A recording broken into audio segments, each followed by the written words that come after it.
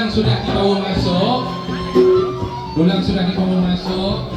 Divisi juadah tradisional Melayu yang sungguh lazat, warisan air tangan bonda kita.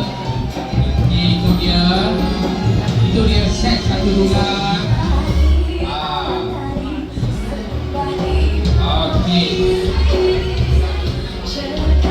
Okey, siapa yang dah dapat dulang tu tolong jangan makan dulu, letak je atas meja masing-masing.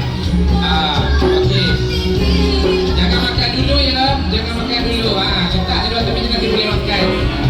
Okey, semua lapar tak apa ya.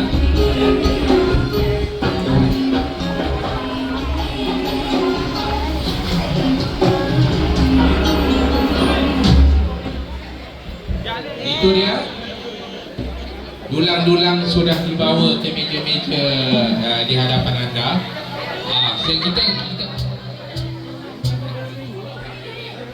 Okey, saya nak turun ke bawah. Ini dia, saya pergi ke meja media, kita tengok apa set dulang yang nampak kat sini. Okey, ini set ikan asam pedas di hadapan saya ni. Set